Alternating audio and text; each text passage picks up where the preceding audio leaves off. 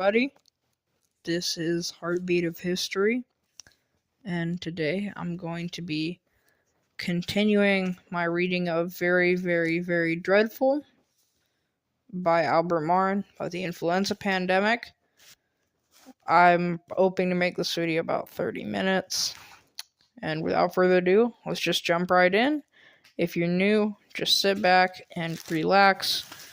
We're going just to talk about the influenza pandemic.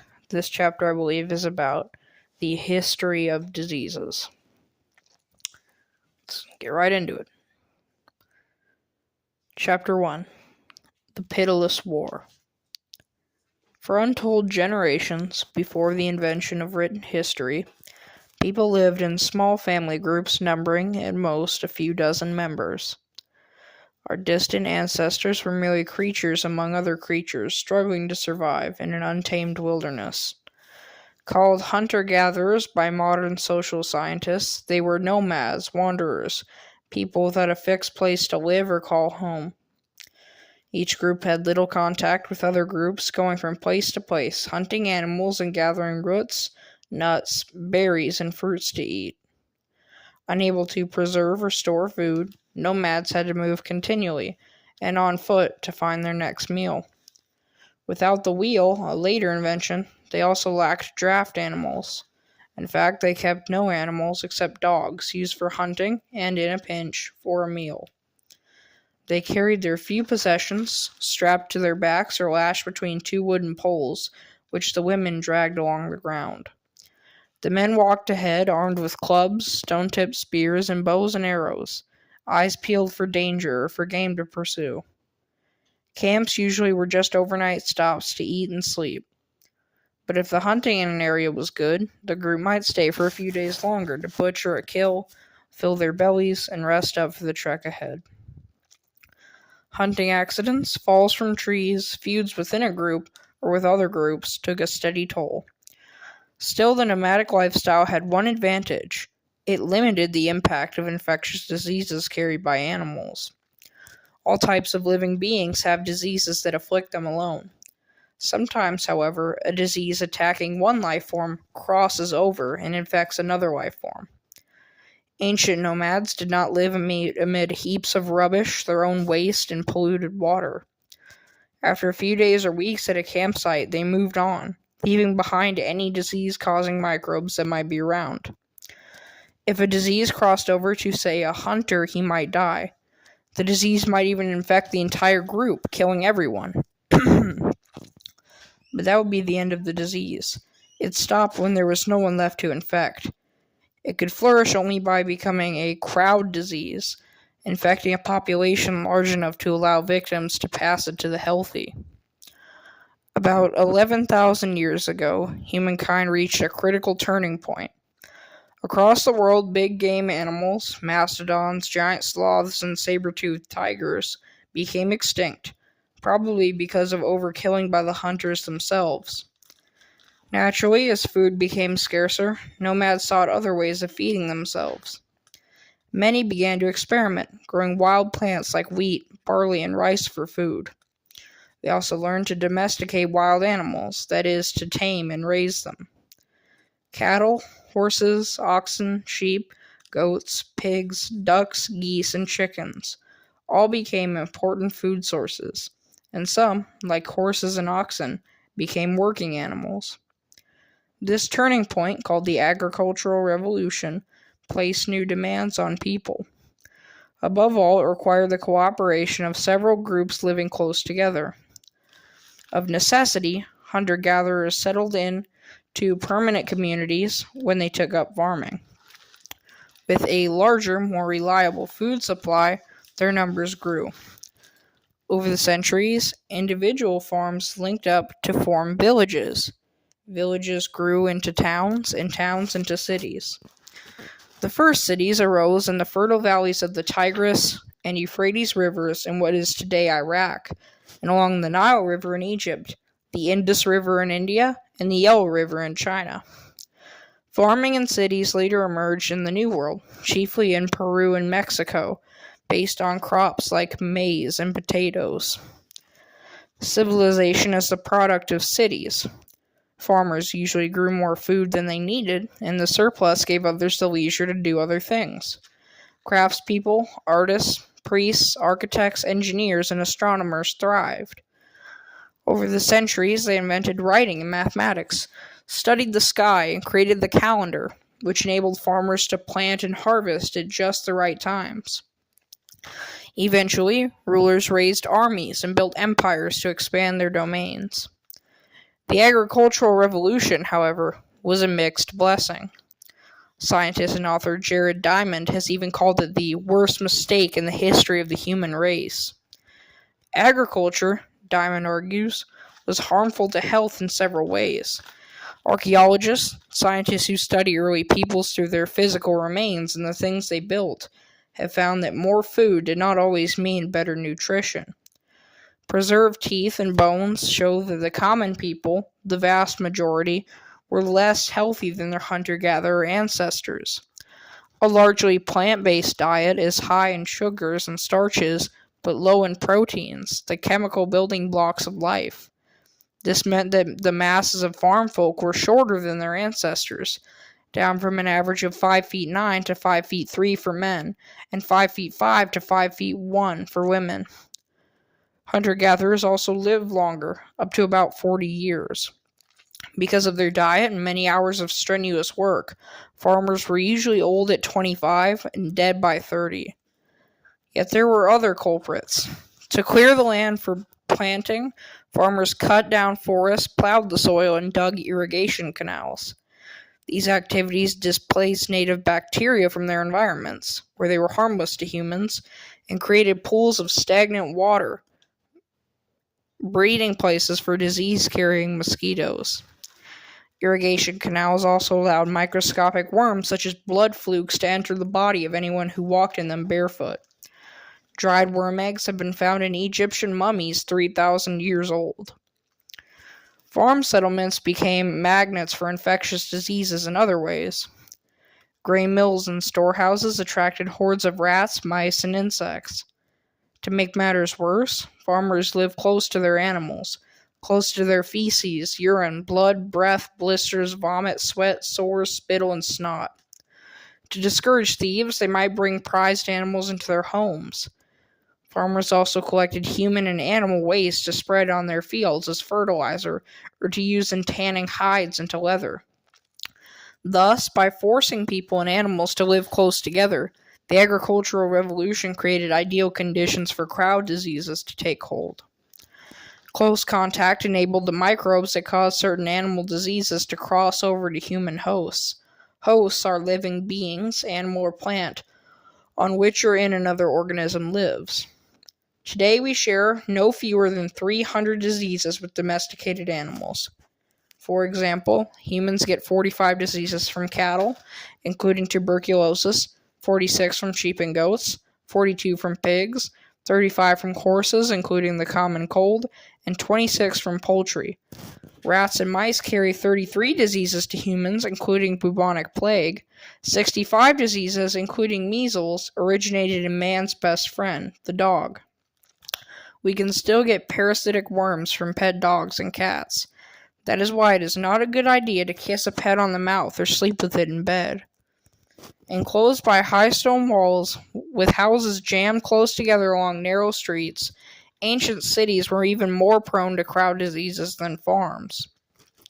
Sanitation services did not exist, and drains flowed into the cobblestone gutters. City dwellers threw human waste into the streets, where it rotted, stank, and attracted vermin. Gutters ran with urine and liquefied manure. Stockyards and animal holding pens, usually located in crowded neighborhoods, swarmed with flies, fleas, and lice.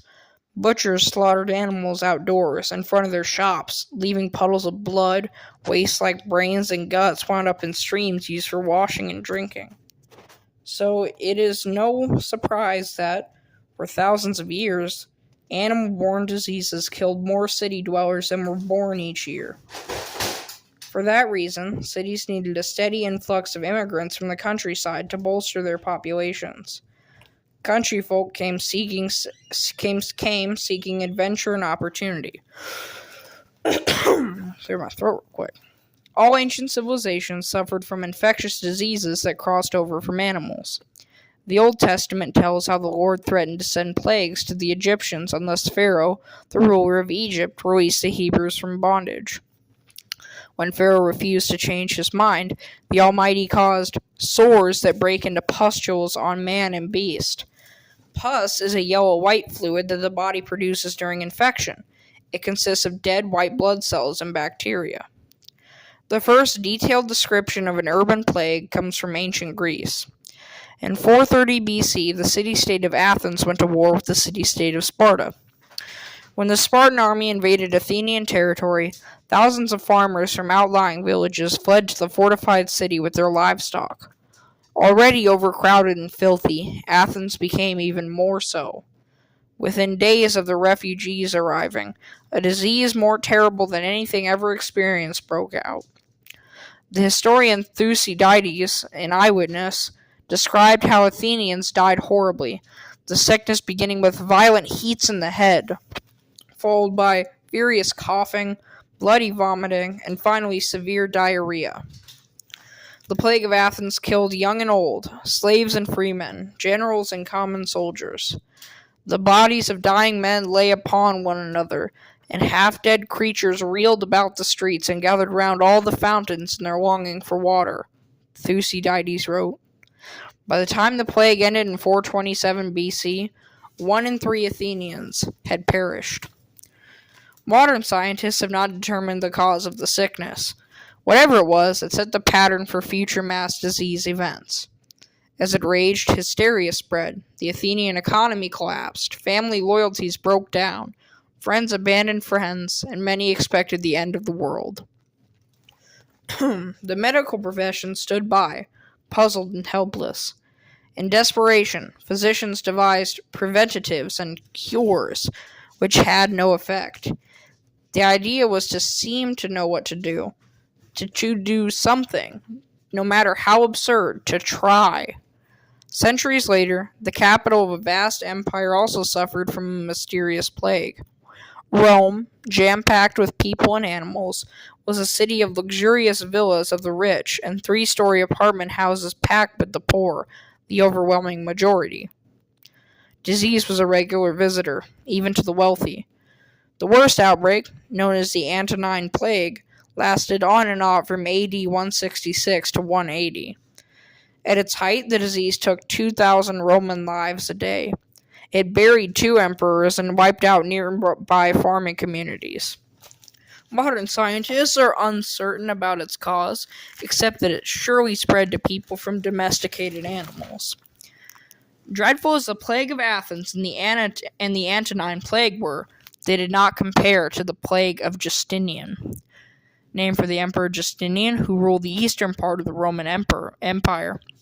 It began in Constantinople, today's Istanbul, Turkey.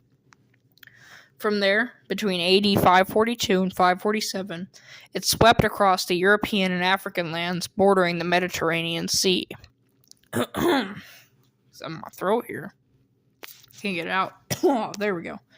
Constantinople saw the first recorded outbreak of bubonic plague. Bubonic comes from the term bubos, swollen and inflamed lymph nodes as big as hen's eggs that appear on a victim's neck, groin, and armpits.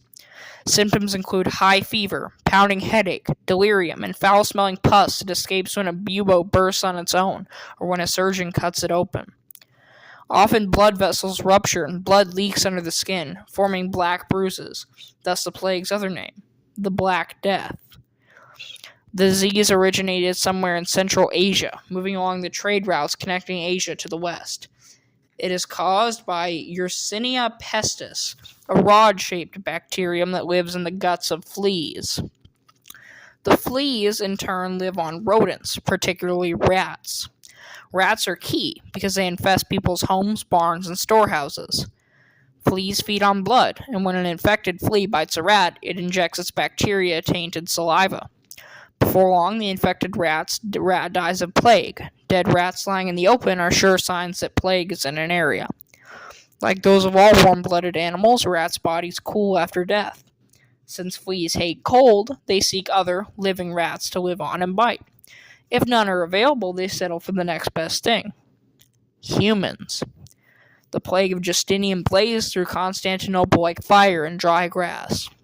One survivor, the historian Procopius, claimed that some 10,000 people died each day, so many that gravediggers could not keep up with burials. In desperation, Emperor Justinian had the roofs of the stone towers that were built at intervals along the city's walls torn off and corpses thrown in, filling each in turn. Procopius recalled, "The whole human race came near to being annihilated. The plague embraced the entire world and blighted the lives of all men." Constantinople's best physicians were stumped, for in this disease there was no cause which came within the province of human reasoning, and no device was discovered by man to save himself. The epidemic finally ended, no doubt because it ran out of vulnerable victims. Bubonic plague did not return for another 8 centuries. The new epidemic, the worst yet, seems to have begun in China around the year 342, then spread westward along overland trade routes and by sailing ship. From 1347 to 1352, it surged across the continent of Europe, reaching every country. 14th century European cities were pest holes, filthy, animal-filled, and rat-infested. As in the first cities, people threw out garbage and wastewater out their windows. As a courtesy, they might shout to pedestrians, "Heads up," or "Look out below." Paris, continental Europe's largest and grandest city, stank like a latrine. We get a hint of this from an odd fact. Parisians named streets for human waste. Merde, French slang for excrement, described reality. There was the Rue Merdot, Rue Merdelette, Rue Merdesson, and Rue des Merdons, Street of Turds. Paris also has the Rue du Pipi, Piss Street. The royal palaces were no cleaner than the city streets. Since there were no latrines in the Louvre, today a famous art museum, noble visitors relieved themselves on the marble floors and under the grand stairways. To mask odors, the wealthy used perfume and wore small bags of dried flower petals around their necks.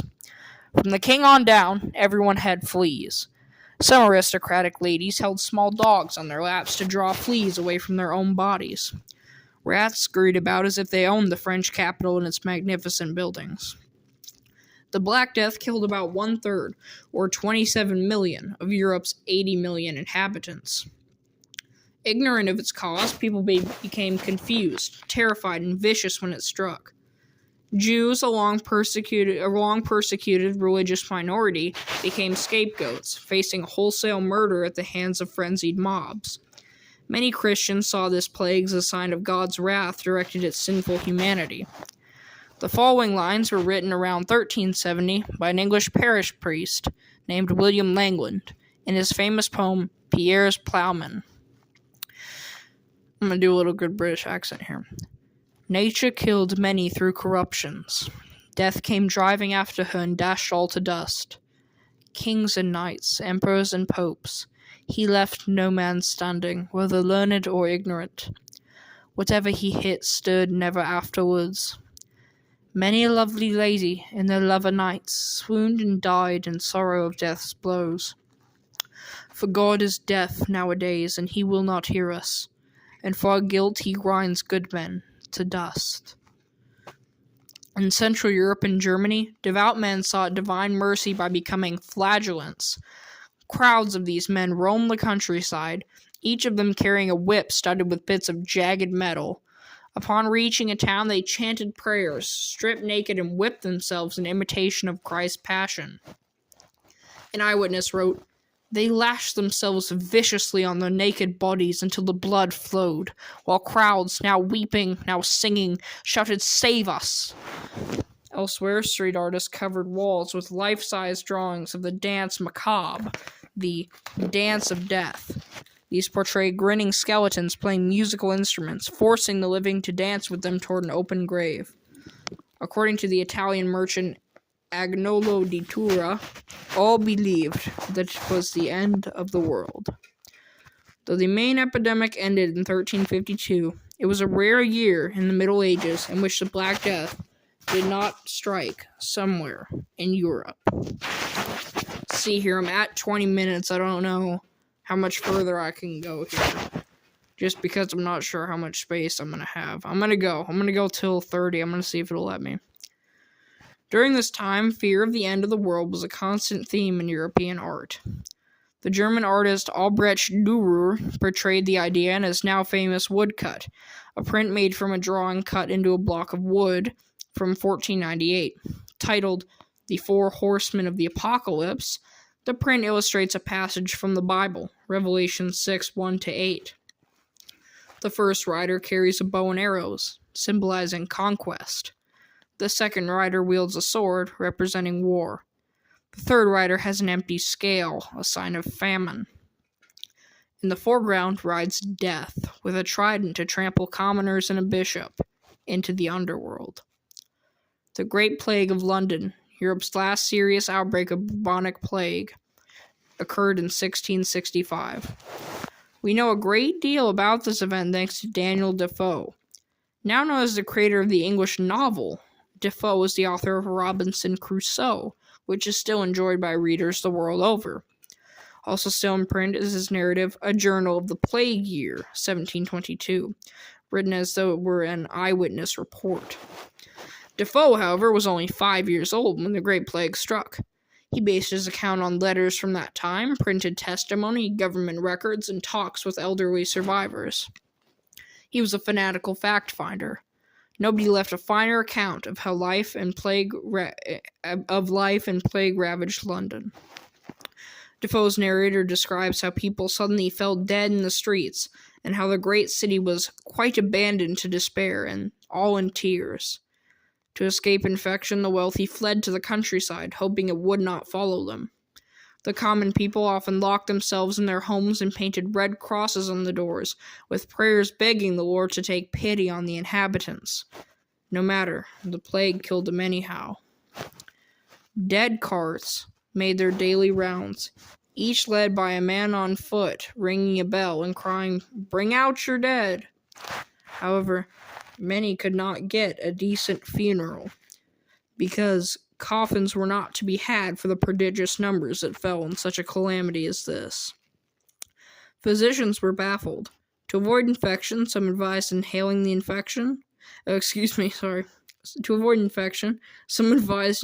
fumes of camphor and vinegar and making a very strong smoke by burning pitch, brimstone, or gunpowder. When these measures failed, quacks, crooks, and phonies peddled charms, pills, and potions. These remedies went by such names as infallible preventative pills against the plague, never-failing preservatives against infections, universal remedy for the plague, and royal antidote against all kinds of infection. Some quacks offered printed copies of magical formulas they said would, when recited with sincerity, prevent or cure plague. One formula was printed in the shape of an inverted triangle, so think of like an arrow pointing down. It went like this: abracadabra, abracadabra, abracadab, abracad, abraca, abrac, abra, ab, ah. And that's all text going down the shape of a triangle. The 1665 plague peaked in August and September, when more than 7,000 Londoners died each week. All in all, it claimed 100,000 lives, a quarter of the English capital's population. Bubonic plague died out nearly everywhere in Europe after 1665. But it still exists in Asia and occurs elsewhere, though outbreaks are not as severe in past centuries. San Francisco, the leading seaport on the U.S. Pacific coast, had a minor outbreak in the early 1900s. Today in the United States, plague infects not only rats, but also squirrels, chipmunks, prairie dogs, rabbits, and skunks. From 10 to 20 people, mostly campers and hunters in the western states, contract the disease each year, and about 1 in 7 dies. In August 2015, plague sickened a boy who visited Yosemite National Park in California and a visitor to Wyoming's Yellowstone National Park. Both survived. Nowadays, if the infection is caught in time, various drugs can cure it. Health officials advise park visitors not to feed wild animals of any kind, or to touch sick or dead ones, and to use insect repellent. The rise of scientific medicine. I might leave this one. All these chapters are very long. Let me see how long this is. Yeah, I don't know if I'm going to have enough space for this. What I'm going to do is I'll end this video right here, and then I will make another sequel video after this is uploaded. So that's what you have. We started here talking about the origins of these mass plagues. Now we're past the Black Death. We're talking, the Black Death, the bubonic plague. It's going to be it for tonight, guys. I hope you have a great day. And I hope this video helps you either to sleep or to relax or just to have some on in the background. Alright, guys, I'm going to sign out now.